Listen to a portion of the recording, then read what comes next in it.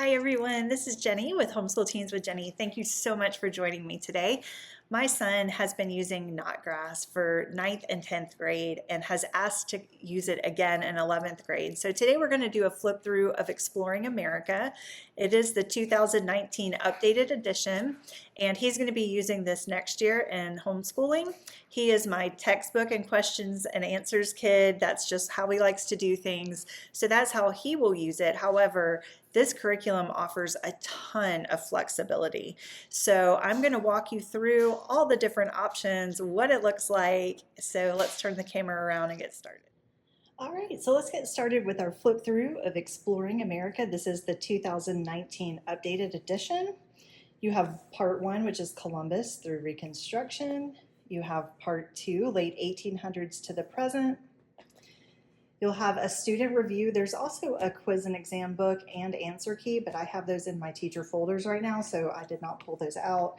And American Voices. These are original documents, speeches, poems, stories, and hymns from American history. So let's take a peek at these. We'll start with part 1.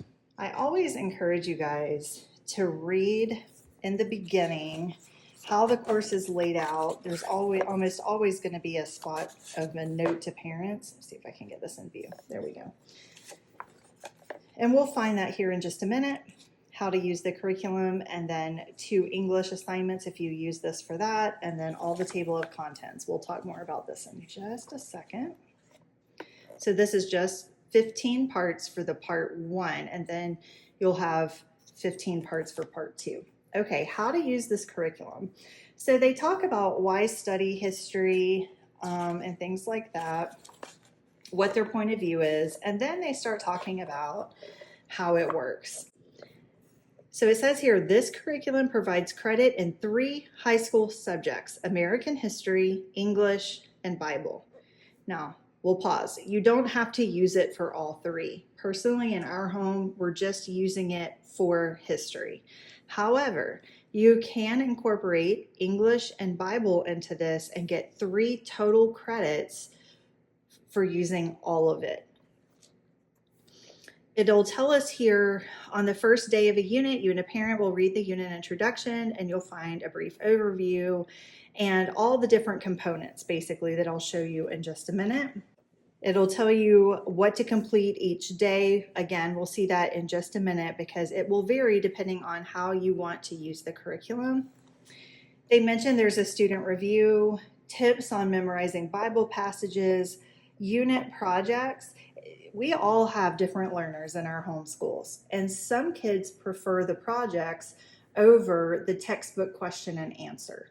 This specific student wants the textbook question and answer, but my upcoming student behind him would want to just do the projects. So you can structure this however you want to. It's very flexible. They also address how they present scripture and just a thank you. These sections will be covered if you use it as an English credit. And it will tell the student when to turn to this section and when to turn to this section. So they kind of help the student. You also get a chart of all the American literature that is covered in this course if you choose to get the literature pack. It is a kind of extra add-on, but you can get the literature pack, and by doing that can get your English credit. All right, this is the first chapter, and so here's the introduction that just kind of tells you how the chapter is broken down. And then over here, you will have your memory work, and you'll have project ideas all down here. There's always a writing project that is mentioned, and they said if you use it as an English credit, they recommend that the student pick at least 6 writing projects throughout the course as a minimum. And then there's also other options that don't include writing as well. So the first lesson, why study history? You go through the reasons, and then here you have your assignments for lesson 1. Now all of these you can use as you want to, okay? These are not absolutes, you have to do them. The first one is American Voices. So let me pull out that book for you guys. I'm just gonna set it on top of this one for a minute. And it mentions that you should read 394 to 400. So let's turn to the very back. 394 to 400. So this is a lot of text here. So depending on how avid of a reader your student is, you can choose or avoid that assignment. If you're using this for an English credit, it wants you to flip back and read the advice on writing in the front of the textbook. If you're using this for Bible, it wants you to start memorizing the verses here in Acts. If you choose to do a project, you'll go ahead and pick that before you start working through the lessons for the week, and the kids can work on it throughout the week, and they'll turn it in on Friday. And then it says optional, answer the questions for lesson 1 and the student review. So I have that as well. Show you more of this in just a minute. So lesson 1, you have 10 questions. So that is kind of how it's laid out. You can use it so many different ways. Let me also pull out part 2 so that you can see the table of contents for this one. This stuff is all available on their website as well, but just so you can make sure you can see all the content that's included.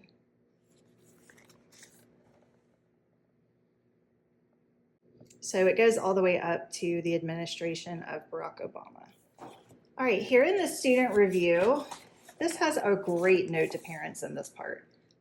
It goes through each section, and you will see time and time again that he says, please do not let any of this material become a burden. He says it so many times.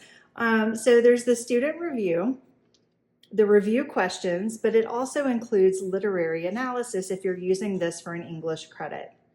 So he explains here how that will be used. Then he goes into the quiz and exam book, how to prepare for them, and the answer key. These sections in the very beginning are if you use this for English. Your student will read through these. It is really great information, especially if you've never done literary analysis before. As you go through, you'll see the questions, but if you're using the literature, you'll also see questions for the literature you're reading or through the American Voices section. So you can use this as you want. Here it'll say there's a literary analysis, the Scarlet Letter, and this whole entire spread is on how to look at the Scarlet Letter from a literary point of view. So you can see throughout this book, there are so many ways that you can use this course. And literary analysis is a big part of it, along with American literature, if you want to combine credits. So I wanted to make sure you guys saw that. And just to show you American Voices, here is the table of contents. There is a lot of stuff going on here. There will be some things that we will use. There will be some things that we won't. I will probably just look for the week at what the suggestions are and then decide which ones that I want my student to go through.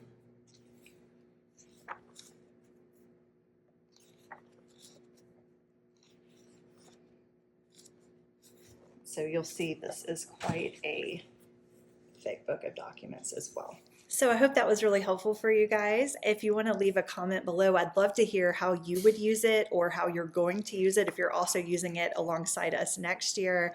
But I hope the flip through was helpful for you, and I'll see you guys in the next one.